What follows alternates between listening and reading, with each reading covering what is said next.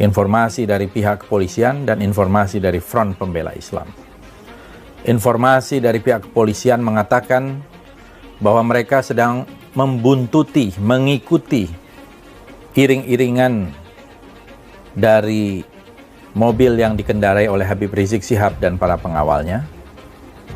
Dan kemudian terjadi tembakan-tembakan. Dan mereka kemudian menembak balik, 6 orang meninggal. Itu versi polisi yang saya baca di dalam berita. Versi FPI mengatakan Habib Rizik Syihab dan keluarga sedang menuju ke wilayah Karawang Timur, paling tidak itu di tol Karawang Timur, dan dihadang oleh orang tak dikenal. Artinya orang itu tidak menggunakan identitas atau seragam. Kemudian mereka menembaki mobil dari para pengawal Habib Rizik, dan kemudian mereka diculik, tidak diketahui keberadaannya. Bahkan ada berita sebelumnya mengatakan tidak diketahui keberadaan mereka. 6 orang dari anggota Laskar FPI ini. Kemudian kita ketahui juga dalam rilis yang saya baca bahwa Habib Rizik bersama keluarga dekat, keluarga inti, hendak melakukan pengajian terbatas bersama keluarga inti. Dua informasi ini kalau kita lihat merupakan informasi yang saling bertolak belakang. Pertama, saya ingin menanggapi bahwa bagaimanapun peristiwa apapun, apalagi dalam sebuah peristiwa yang tidak ada kaitannya dengan terorisme, tidak ada kaitannya dengan separatisme, tidak boleh ada darah yang tumpah. Karena konstitusi kita mengatakan melindungi segenap tumpah darah Indonesia. Habib Rizik dan para pengikutnya adalah warga negara Indonesia, warga yang terhormat. Saya kira di sini bisa diselidiki, bisa terjadi abuse of power, kesewenang-wenangan melebihi dari apa yang dilakukan. Karena senjata itu ada aturannya, bagaimana menembak dan seterusnya. Saya yakin bahwa Habib Rizik dan para pendukung Habib Rizik adalah orang-orang warga Muslim di Indonesia yang cinta damai, cinta kepada tanah air, cinta kepada bangsa ini. Tidak akan menggunakan kekerasan, tidak akan menggunakan senjata, dan senjatanya dari mana. Oleh karena itu, menurut saya, peristiwa ini harus segera diselidiki. Kalau perlu oleh sebuah tim yang independen, tim gabungan pencari fakta yang independen, sehingga betul-betul terungkap siapa yang melakukan kesalahan.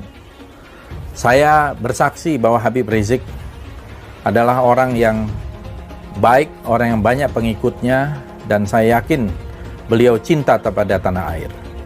Tetapi belakangan ini dengan kedatangan beliau yang mendapatkan sambutan dari lautan manusia, kelihatannya ada yang merasa terganggu. Bahkan ada 2 Kapolda yang dicopot dan 2 Kapolres yang juga dicopot. Kenapa Habib Rizik harus dijadikan momok, harus dijadikan musuh dari aparat keamanan kita, dari pemerintah kita? Ada apa? Saya melihat Habib Rizik dicintai oleh banyak orang. Tidak mungkin ada yang menjemput datang bersusah payah ke bandara sebanyak itu. Lautan manusia, ratusan ribu bahkan jutaan. Tidak mungkin orang mendatangi Habib Rizik ketika di Mekah. Para jamaah umroh, para jamaah haji datang ke rumah beliau hampir setiap hari, ratusan orang. Dan juga didukung oleh ulama-ulama yang ada di Saudi dan juga di Timur Tengah. Ada apa dengan aparat penegak hukum kita? Kenapa berusaha mencari-cari kesalahan?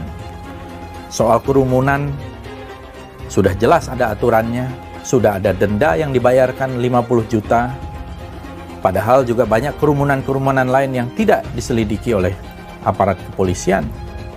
Termasuk di dalam acara pilkada, acara maulid-maulid di berbagai tempat, acara keagamaan di tempat lain, acara apel dan sebagainya. Jadi ada diskriminasi hukum di sini yang jelas. Dan menurut saya ini merupakan sebuah kemunduran bagi demokrasi kita dan membahayakan keutuhan, integritas sosial kita. Peristiwa hari ini, 7 Desember 2020, 3 hari menjelang Hari Hak Asasi Manusia, harus diselidiki. Jangan sampai ini menjadi sebuah pelanggaran hak asasi manusia yang sangat brutal di tengah pandemi COVID-19.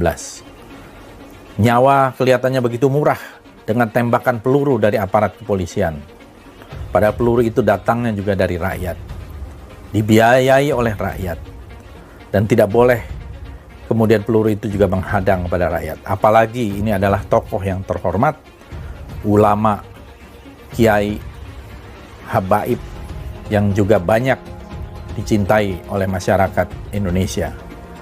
Saudara-saudara, marilah kita ikuti kasus ini secara seksama agar tidak lagi terjadi upaya-upaya diskriminasi hukum terhadap mereka yang bersuara vokal, termasuk yang mereka melakukan kritik kepada pemerintah atau mereka yang tidak disukai oleh pemerintah. Itulah yang namanya demokrasi. Peristiwa ini menurut saya harus mendapatkan perhatian secara serius dari pemerintah untuk mengevaluasi aparat yang ada di lapangan maupun aparat yang menginstruksikan pelaku penembakan terhadap para pengawal Habib Rizik tersebut. Apakah ini sudah sesuai dengan SOP, Standard Operating Procedure yang ada, ataukah ini inisiatif dari oknum-oknum tertentu untuk membuntuti rakyat sipil, tokoh sipil kemana-mana tanpa melalui sebuah prosedur yang tepat, yang benar. Ini menurut saya harus diselidiki siapa yang melakukan perintah untuk melakukan penguntitan terhadap Habib Rizik dan para pengikutnya, termasuk juga melakukan penembakan, penghadangan, penyerangan, dan mungkin juga penculikan.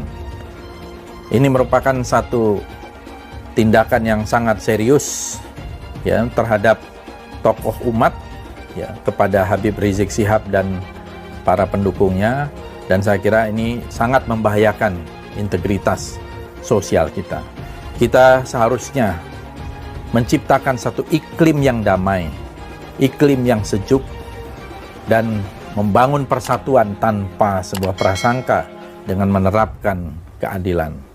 Tetapi kelihatannya memang ada usaha-usaha yang mentarget Habib Rizik Syihab untuk menjadi pesakitan. Mudah-mudahan akan segera ada titik terang dan keadilan betul-betul muncul. Siapa yang bersalah harus bertanggung jawab, termasuk Kapolda Metro Jaya. Terima kasih.